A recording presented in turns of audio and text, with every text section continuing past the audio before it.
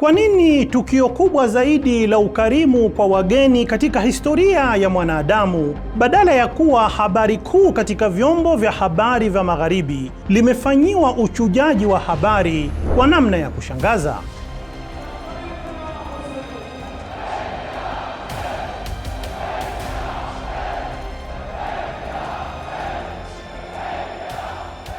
Wiki iliyopita mazuwari wapatao milioni 20 kutoka sehemu mbalimbali duniani walisafiri hadi Iraq kwa ajili ya kushiriki katika maadhimisho ya 40. Tukio hili la kila mwaka huhuisha kumbukumbu ya kuuawa shahidi Imam Hussein, mjukuu wa Bwana Mtume, ambaye katika mwaka 680 miladia alisimama kidete pamoja na wafuasi wake 72 kukabiliana na utawala muovu wa Yazidi unaopinga uhuru, haki na uadilifu, na akaitoa mhanga roho yake mwenyewe pamoja na za watoto wake na wafuasi wake, na kutokubali kabisa kusalimu amri mbele ya dhalimu huyo.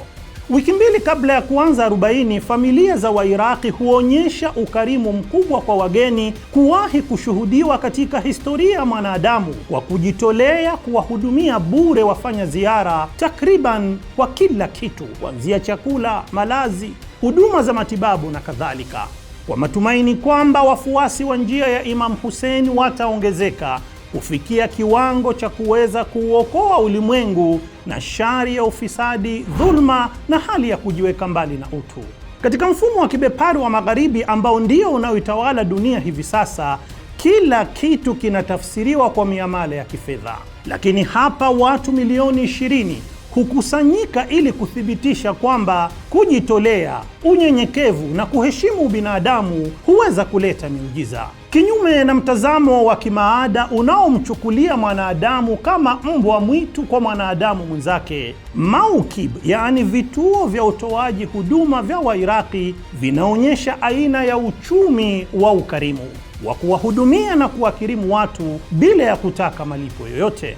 Jinamizi jingine ambalo huvipelekea vyombo vya habari vya Magharibi kuichuja habari hiyo kubwa ni kufeli na kugonga mwamba usekulari. Umagharibi umeihamishia na kuifungia majumbani dini, lakini 40 inawafanya mamilioni ya watu wanaotembea waonekane wako kwenye eneo la ibada lenye harakati na lenye taathira chanya.